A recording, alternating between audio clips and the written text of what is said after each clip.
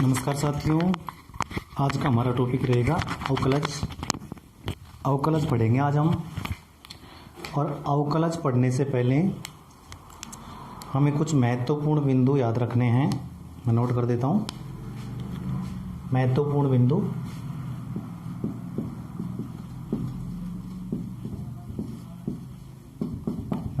बिंदु, जो हमें याद रखना है। नंबर 1, यदि किसी भी संख्या के ऊपर 0 घात हो तो उसका मान हमेशा 1 होता है।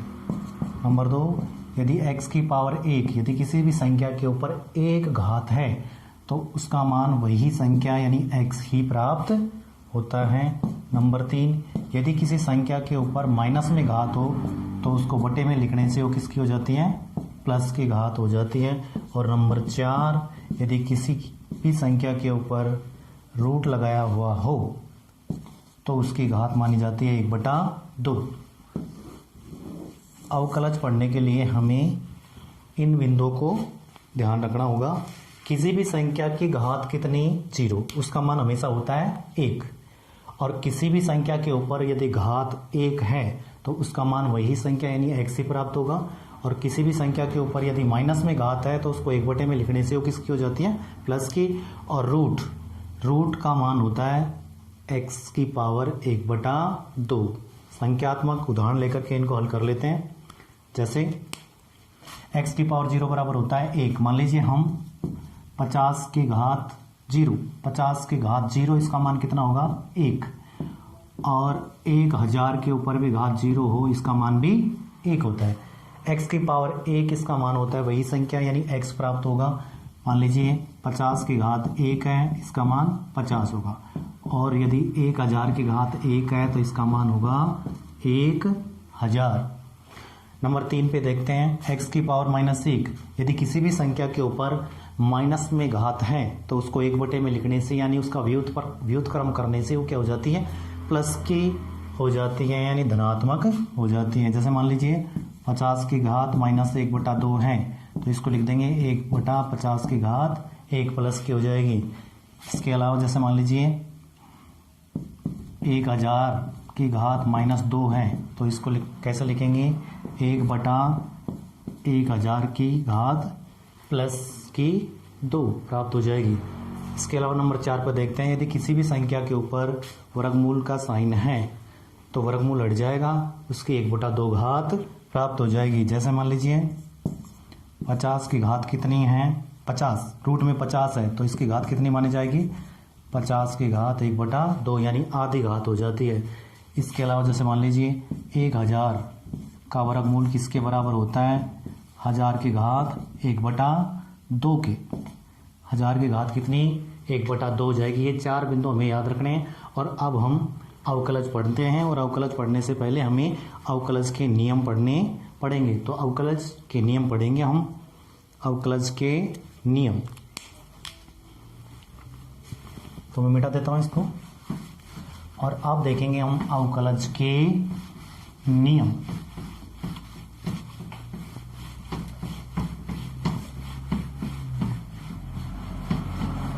अवकलज के नियम,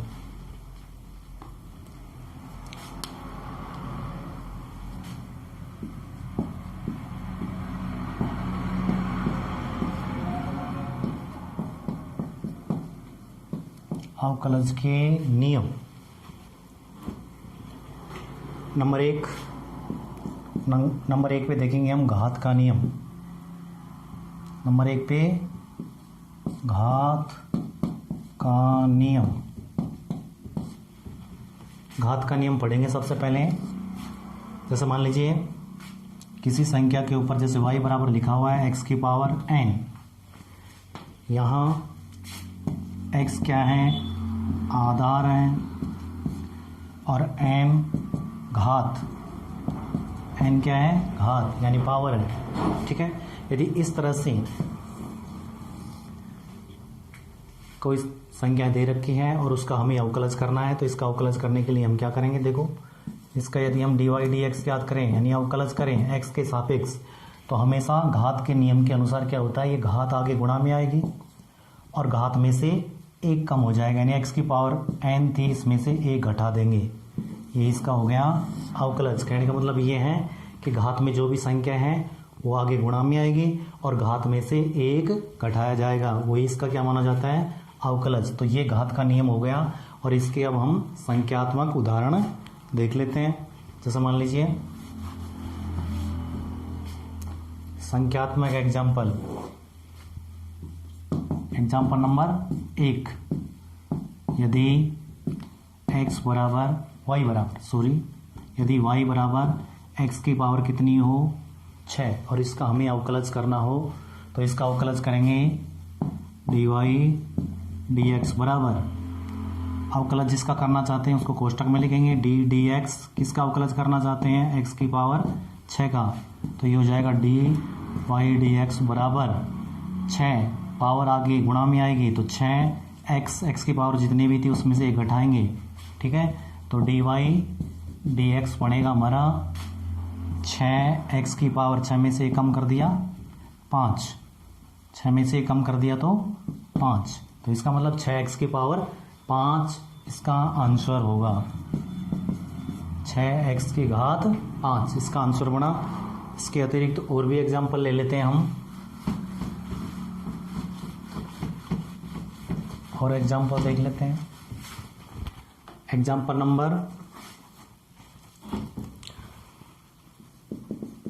नंबर 2, यदि y बराबर 12x की घात 2 इसका अवकलज करना चाहते हैं हम, तो dy dx बराबर होगा d dx, किसका अवकलज करना चाहते हैं 12x की घात 2 का, तो ये बराबर होगा dy dx, अवकलज कर रहे हैं तो ये 2 आगे गुणा में आएगा, 2 किससे गुणा होगा 12 से, तो ये हो जाएगा 12 गुणा 2 और x की पावर कितनी, x की पावर 2 में से एक कम करेंगे तो ये dy dx बराबर हो जाएगा, 12 को 2 से गुणा कर दिया 24, x की घात कितनी हो गई 2 में से एक कम कर दिया तो 1, तो ये dy dx बराबर कितना बना 24x, यानी x की पावर 1 को लिख सकते हैं x, सिर्फ x लिख सकते हैं। और एग्जाम्पल ले लेते हैं।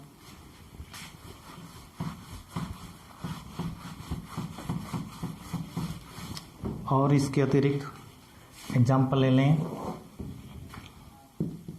एग्जाम्पल नंबर 3, यदि y बराबर -6x की पावर 3 और इसका हम अवकलज करना चाहें तो dy dx बराबर, जिसका अवकलज करना चाहते हैं वो कोष्टक में लिख देंगे d dx -6x की पावर 3, इसका हम अवकलज कर रहे हैं तो ये क्या होगा dy dx बराबर हो जाएगा, -6 पहले से था 3 इससे गुणा हो जाएगा तो -6 गुणा 3, ठीक है। और x की पावर कितनी थी, x की पावर 3 पहले से थी, इसमें से एक कम करेंगे तो ये dy dx बनेगा हमारा 18 -6 को 3 से गुणा किया -18, x की पावर कितनी हो गई 2, तो ये इसके हो गए आंसर। इस तरह से हम हल करेंगे। और एग्जाम्पल लेते हैं। अब मैं घात में माइनस की संख्या ले लेता हूं तो उसका अवकलज किस तरह से करेंगे ये भी देख लेते हैं, ठीक है।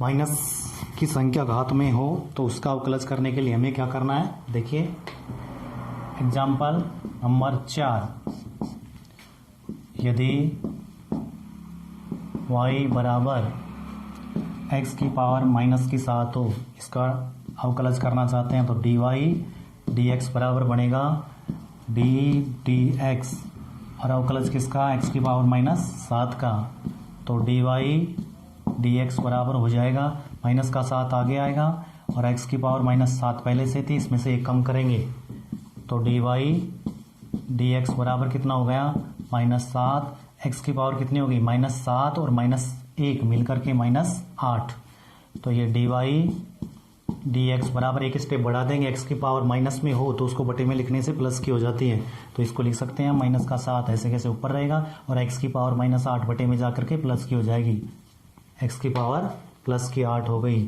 और ये हो गया इसका आंसर। इसी का एक एग्जाम्पल और लेंगे हम, एग्जाम्पल नंबर 5। एग्जाम्पल नंबर 5 लेंगे।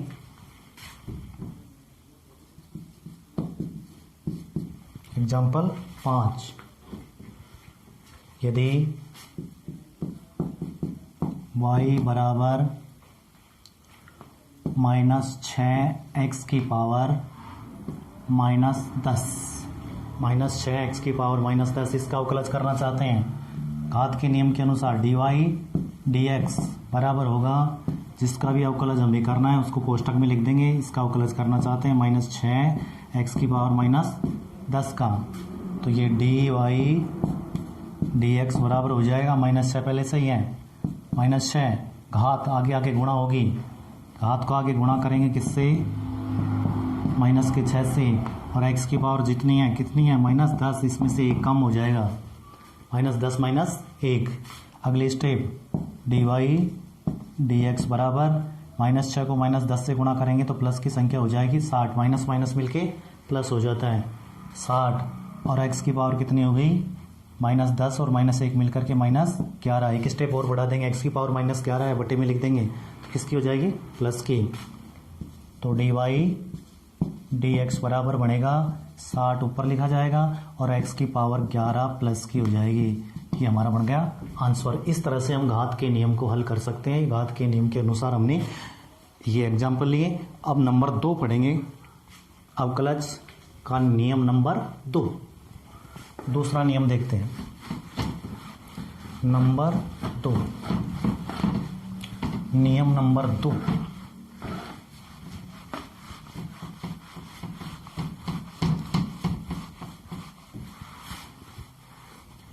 नंबर 1 पे पढ़ा हमने घात का नियम, और नंबर 2 पे पढ़ेंगे हम स्थिर संख्या का नियम, या फिर इस तरह से लिख दें नियम 2, नियम नंबर 2। इसमें लिखेंगे हम एक स्थिर राशि, एक स्थिर राशि यानी संख्या का अवकलज शून्य होता है, शून्य होता है। एक स्थिर राशि का अवकलज क्या होता है, शून्य होता है। ध्यान रखना, एक स्थिर राशि का अवकलज हमेशा शून्य होता है। स्थिर राशि जैसे हम 7, 8, 10, 15, 18 जितनी भी संख्या है ना, इनके साथ x नहीं है, चर नहीं है, ठीक है। ये अचर राशि है, स्थिर राशि है, इसका अवकलज हमेशा क्या माना जाएगा, शून्य। कहने का मतलब ये है कि हम x के सापेक्ष अवकलज कर रहे हैं तो इनके साथ x नहीं होगा तो ये स्थिर संख्या मानी जाएगी, स्थिर संख्या मानी जाएगी। यदि हम x के सापेक्ष कर रहे हैं, x के अलावा यदि मान लीजिए यहाँ पे जैसे 15y है तो ये भी स्थिर मानी जाएगी, क्योंकि यहाँ y की जगह क्या होना चाहिए था, x, क्योंकि हम x के सापेक्ष अवकलज कर रहे हैं तो x होना जरूरी है। x के अतिरिक्त यदि और कुछ भी है तो वो स्थिर संख्या मानी जाएगी। तो 7 का अवकलज करेंगे शून्य होगा, 8 का करेंगे शून्य होगा, 10 का अवकलज यानी x के सापेक्ष इन सभी का अवकलज क्या होगा, शून्य। यदि हम इन संख्याओं का x के सापेक्ष अवकलज करें, 7 का अवकलज x के सापेक्ष करेंगे तो 0 होगा, 8 का भी 0 होगा, 10 का भी 0 होगा, 15 का भी 0 होगा, 18 का भी 0, 1000 जितनी भी संख्या है यदि उनके साथ x नहीं है तो फिर वो उसका अवकलज क्या माना जाता है, शून्य माना जाता है। इन संख्याओं का अवकलज हमेशा शून्य होता है, तो ये ध्यान रखना है। जिसके सापेक्ष हम अवकलज कर रहे हैं उसके अतिरिक्त यदि और कुछ भी है और कोई भी संख्या है तो उसका अवकलज क्या माना जाएगा, शून्य माना जाएगा। यहाँ जैसे मान लीजिए यहाँ 15x होता तो फिर इसका अवकलज शून्य नहीं होता, इसका मान प्राप्त होता जो भी है। तो आगे देखते हैं, एग्जाम्पल लेकर के इसको हल करते हैं। एक स्थिर राशि का अवकलज क्या होता है, हमेशा शून्य।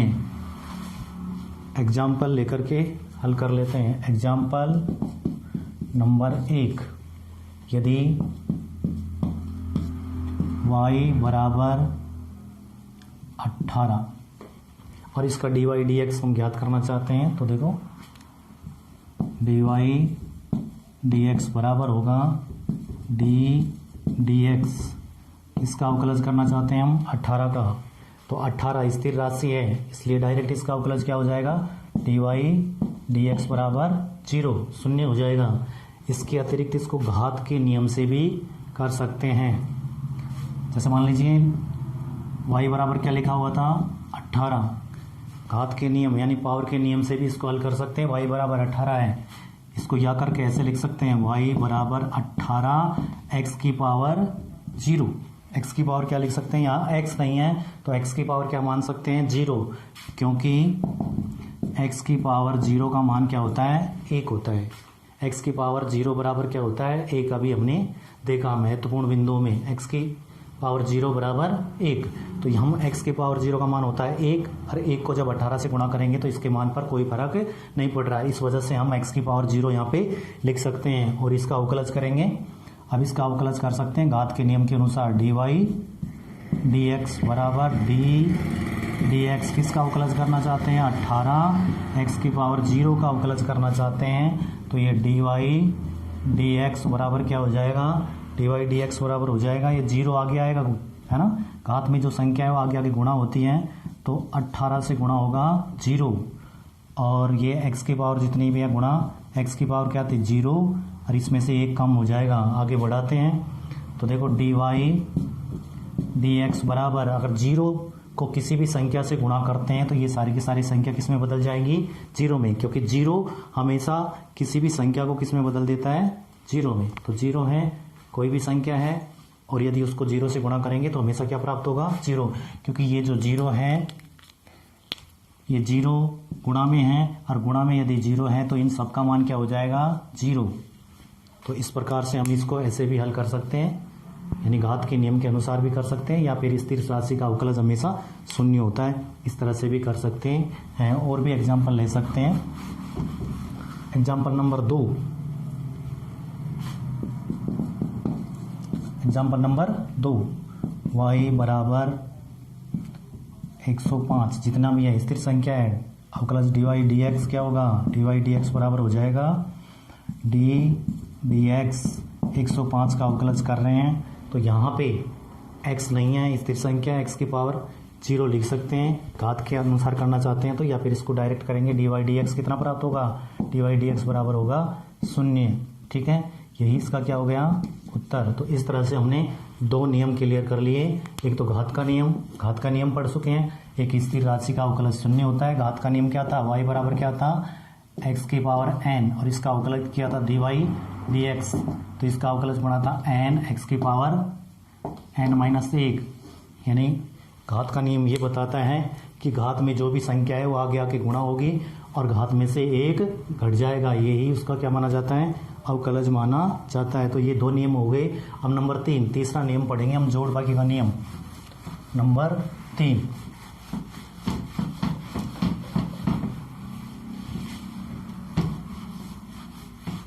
नियम नंबर 3,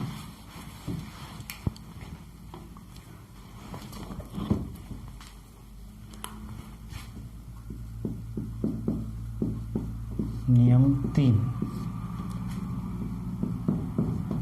जोड़ व बाकी का अवकलज। जोड़ व बाकी का अवकलज हम करेंगे तो देखो, जैसे यदि y बराबर u प्लस v, y बराबर क्या है, u प्लस v, तो यहाँ पे जोड़ हो रहा है, u में क्या जुड़ रहा है, v, तो ये जोड़ का अवकलज किस तरह से होगा, इसका dy dx हम ज्ञात करेंगे, तो ये dy dx बढ़ेगा dy dx बराबर इन दोनों का अलग अलग अवकलज हो जाएगा, ठीक है, किस तरह से, जैसे du का x के सापेक्ष अवकलज कर देंगे और फिर प्लस की जगह प्लस लिख देंगे, और v का भी हम अवकलज कर देंगे किसके सापेक्ष, x के सापेक्ष, तो इन दोनों का अलग अलग अवकलज हो जाएगा। u का भी x के सापेक्ष हो जाएगा, प्लस की जगह प्लस आ जाएगा, और v का भी x के सापेक्ष अवकलज हो जाएगा, यानी जो बीच में चिन्ह है तो वो ऐसे कैसे रहेगा। इसके अलावा जैसे हम देख लें, यदि y बराबर क्या हो, u माइनस v, तो यहाँ पे बाकी वाला नियम लग जाएगा, और इसको कैसे हल करेंगे, dy dx बनेगा इसका dy dx बराबर du, इसका अवकलज करेंगे किसके सापेक्ष, x के सापेक्ष। फिर यहाँ माइनस है तो सिर्फ माइनस लिख देंगे, ठीक है, जो भी चिन्ह है वो आ जाएगा, सेम वही है। यहाँ प्लस था तो प्लस आया था, यहाँ माइनस है तो माइनस आ रहा है। और dv dx, ठीक है, इन दोनों का हम इस तरह से अवकलज कर लेंगे। कहने का मतलब ये है कि यदि प्लस है तो प्लस का चिन्ह आएगा, माइनस है तो माइनस का आएगा, और उस तरह से दोनों का अलग अलग अवकलज हो जाएगा। तो इसका भी हम एग्जाम्पल देख लेते हैं। तो एग्जाम्पल नंबर 1,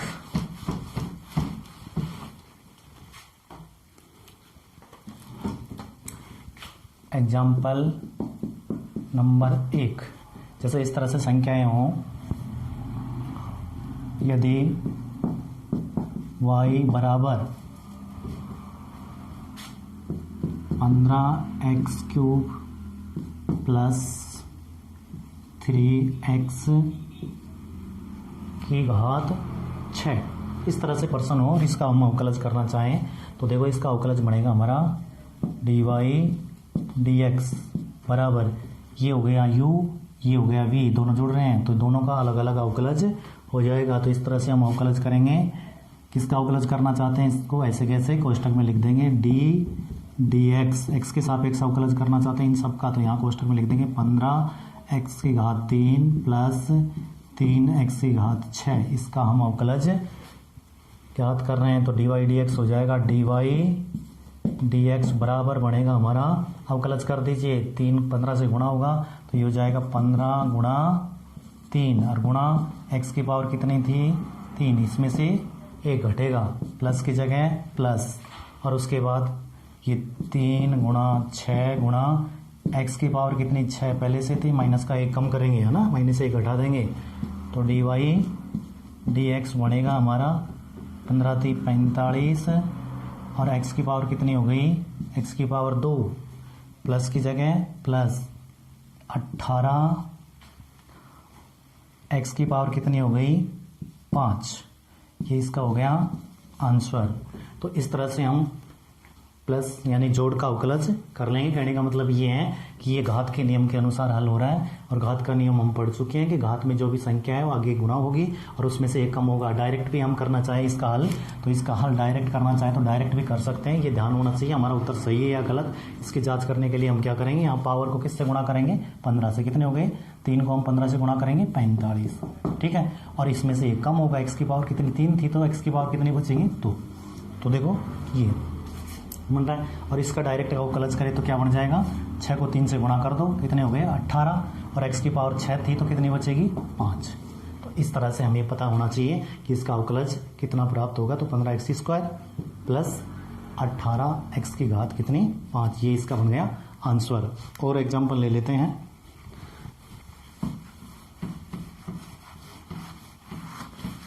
और एग्जाम्पल हम इस तरह से ले सकते हैं, जैसे बाकी वाला ले लें या जोड़ वाला ले लें। एग्जाम्पल नंबर 2, अब मैं माइनस वाला ले लेता हूँ, y बराबर x की घात 9 माइनस 6x की पावर 5, ये हमारे सामने सवाल है, इसको हल करना चाहते हैं। इसको हल करने के लिए हम क्या करेंगे, dy dx बराबर होगा d dx, अवकलज किसका करना चाहते हैं कोष्टक में लिख देंगे x की पावर 9 माइनस 6x की पावर 5, अवकलज करेंगे dy dx बनेगा हमारा, देखो ये 9 आगे आएगा तो ये 9 और x की पावर कितनी थी 9 पहले से थी, 1 घटा देंगे, ठीक है, माइनस की जगह माइनस लगा देंगे और ये इससे गुणा हो जाएगा, कितना हो जाएगा 6 गुणा x की पावर 5 थी, 1 मिनट सॉरी,